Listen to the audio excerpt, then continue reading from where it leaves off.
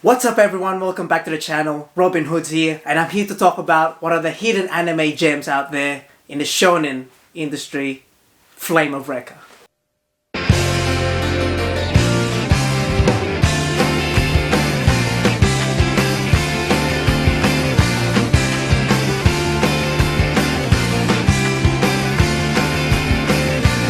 Quick facts, this anime is based off Nobuyuki Anzai's manga.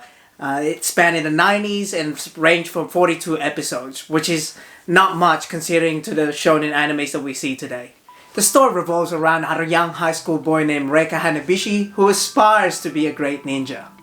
In the early episodes, he got caught in an accident which ended up being healed by his lover, Yanagi, and it turns out that she has some special talents later on that we would uncover as the story goes. Now, because of this accident, it has formed this special romantic connection between the two, and Recca then states that he wants to be his loyal ninja to protect her and to declare her as his own princess. Some of you might think it's pretty damn corny, but come on, for 90s anime, that's pretty damn sweet, so give it a break. Early on in the episodes, he was approached by a mysterious woman named Kogoro. There's obviously a lot of unknowns and a lot of questions surrounding this woman, but through this encounter, Recca has been able to find out and learn his ability to control fire. That becomes the Flame of Recca. Throughout the anime, Recca would find to meet various amount of people, including his high school mates that end up having abilities or have affiliations with someone and has their personal agenda, to learning to know more about his past and his mysterious past and how did he become and what is really happening in the world that they live in today. The mysterious woman as well, who's got some serious plot in the beginning. What is her intentions? Why is she doing this? Those are the type of questions that really motivates you to just, get into it and just get the story rolling from the get-go. It's a serious anime regarding ninjas when they start talking about groups and clans and history in ancient Japan. So it's a pretty serious stuff. But for me, as a good, a great love for Naruto, it has a bit of mixture into it too. Supporting characters in this anime is mainly made out of Recca's schoolmates. Funny enough, one of them is Fuko, who's seen as the intelligent and very expressive and tomboyish personality. But yet, she has a very, very close relationship with Recca in terms of being, just pretty much being a sister and a right-hand woman there for him. Not only she has a great drive to get better, but also very talented and intelligent in regards to her skills. Domon, on the other hand, his so-called high school rival, is your typical jester and joker of the anime who's very simple-minded and very hilarious at most of the time. He's always got something to say and he's always got something to do that just breaks the ice. When the things gets heated up, he's always got something to say and just cheer the group up. At first you might find him annoying, but trust me. Later on, you grow to love him and you just appreciate his presence too. Another one is Tokiya Mikagami, who's quite the opposite, very calm and collected like an assassin, and on a mission to find out, a revenge really, to find out who killed his sister in his early childhood. As you can tell already, his group's got different motives and different personalities that makes this group and this anime have different amount of flavors and things that you can look forward to depending on which character do you really want to get to know more of. Even the main bad guy, who's a great rival of Recca, Kurei, presents such a great mysterious history and abilities like Recca. Even if he's affiliated with so many bad people and evil organizations, including his father, you're still very interested to know more about him and his past and how he became to be what he is today, which is really rare even in comparison to the anime that we see today. You really want to be, if you're not with him, you're either curious to know more or you're actually starting to care and show, affection even at times to Kurei. In terms of the power and abilities throughout the anime, it is very focused on the elemental aspects and the mystical weapons and the artifacts and the tools that they use for battle. It provides so many interesting actions, so many creative choreography and a turn of events that happens throughout even just the fight or even just in the actual story. One of the notable ones is Recca's Teku, who's this bracelet, whatever looking damn thing. It actually protects him and uses it as a seal to control his firepower going out of control. Another great one of my personal favorites, is Fuko's elemental abilities with the Fujin, which are like gauntlets that present so many variety of variations of wind attacks, along with Mikagami's Ensui, which presents all about the water and ice powers to form a sword, and various other things that I'm not gonna spoil it here for you, but it's something you gotta check out. Doma's Saturn Nose Ring, which enhances his physical abilities and be able to just beat enemies into a pulp. One of the key abilities that actually moves the plot and the key points in the story is Yanagi's healing abilities, which she's able to naturally heal any physical injuries, which obviously becomes a great asset for anyone, the good and the bad guys. As they progress through the story and goes into their adventures, they'll be able to acquire and equip and upgrade their tools, their weapons, their abilities, and that's what makes it so creative, such a great dynamic to their powers. This is when you really see and shine their creativity in the writing department and also in the animation department of the anime. And it's not very long until you see all this progression, which really, gets your blood pumping and gets you want to make you watch the next episode really straight away. Personally, that's something that really gets me going. That's whether it's Recca running those damn new dragons, man. Those damn dragons. I mean, just for Recca, he ain't just about throwing those fireballs at you. He will learn so many different dragons. He throws those silly sign symbols.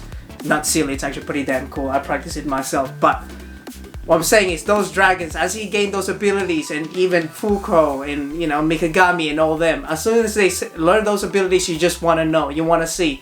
And it's not just gaining their abilities, but also how are they going to use it to fight their smart opponents. With it being a 90s anime, the graphics is obviously very dated and hasn't held up pretty well. But in terms of the animation in itself, it's actually very fluid, it's amazing, the actions are fast and slick, but the effects and powers are the ones that steals the show. It shows great presence and damage inflicted fully. Well, the soundtrack, it doesn't really jump out, or it's not really as memorable as the other animes out there, but when you have an opening song like that, that's one of my personal favorites. That is straight fire. I could listen to that over and over and over and over again. The key arcs in this anime actually resembles a lot from Yu Yu Hakusho, if you've seen it, which I hope you've seen. There's a rescue at the Kurei's Mansion saga and a tournament saga, which is the Urabutu Satsujin saga. We all know that rescue missions and tournament sagas are nothing new to the shonen anime then and even now. But it shows it's very effective, as we all see it even to the newest animes that we see today, like My Hero, Dragon Ball, even to the reboot of Hunter x Hunter. Shout out to Hunter x Hunter anyway. Review coming soon. Stay tuned. On a follow-up on what I said before, our squad, which is they call the Hokage squad, or the Hokage clan, Team Hokage. They meet many new people and new characters, which has so many different amazing abilities, which is so unique as well in their own right.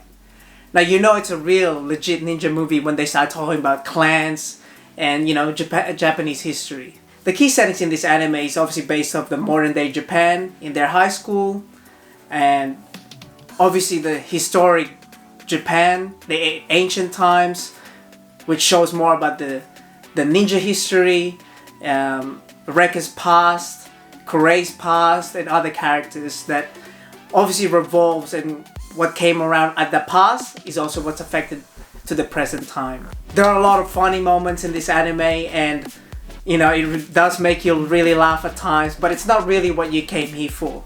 What really captured my attention throughout this whole process is the relationship and the bond in Team Hokage. It's a real genuine care for one another, buddy. By the time you see the characters' histories, their past, their motives, and you really start pulling for these guys, and you really want to see how the outcome and also the journey that they have together. That goes the same for the romance between Recca and Yanagi, which it could be a bit better, it could be a bit improved, it could be developed a bit more, but honestly, for a shonen action genre anime, it's actually not bad. It's pretty decent. I mean, I care for it. It's not like I was getting annoyed by it, or it's not like, you know, sometimes it makes you want to go, oh, here we go again. But no, you really care for the two, and they really show that, you know, that true bond and that love for one another till the very end. But we all know the main reason why you've expressed interest in watching this anime is the action. I mean, like I said before, it's fast-paced, it's hard-hitting, there's memorable moments out there, there's iconic moments, unique, creative choreographies, powers, abilities that you will see that to this day, it's still considered really unique. And that's the aspect I can definitely want to recommend for you to check it out, because you won't be disappointed. Considering it only has 42 episodes as well, I mean, that's pretty damn good. Now, in my final opinion and personal take, I was thoroughly entertained the whole way through from beginning to end. Though the graphics are a bit dated obviously, and the character developments isn't so good for the supporting characters, you still care for the whole Team Hokage through and through. And you really want to know more how they go and how will they progress as a, you know, as a team daily. And on top of that, Recca in himself as the main character, he's the one that, you know, has the layers and you can tell that they really put some real good attention, not only for what he's going through in the present day, but also his past. Though it's not very unique in terms of the storytelling and in terms of the characters and all that stuff, I would still highly recommend it. The action, like I said, the characters, abilities, powers, the development of the group, the Team Hokage, and how they progress as a, you know, as a unit, as a great bond of friends. Even though we've seen so many times, it's still very compelling and very interesting. I can understand other people have seen this and give it a B or a slightly above average rating by not having a very unique plot or something you can predict.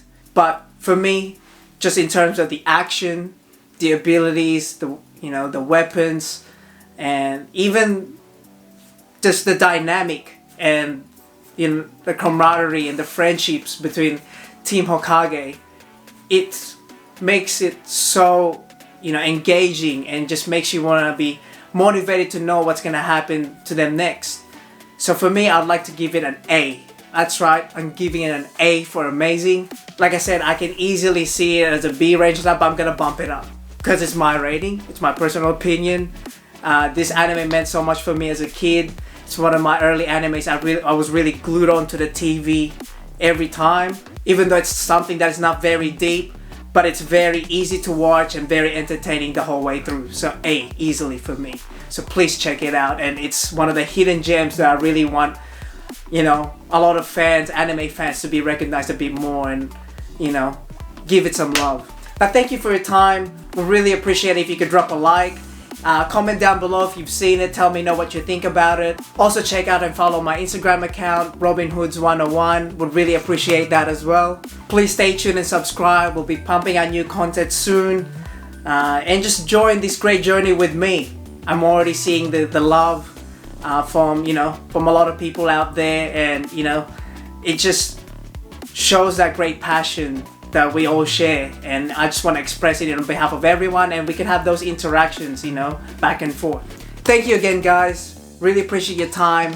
Let's all spread the love that we have for anime and just love in general. This is Robin Hoods, over and out.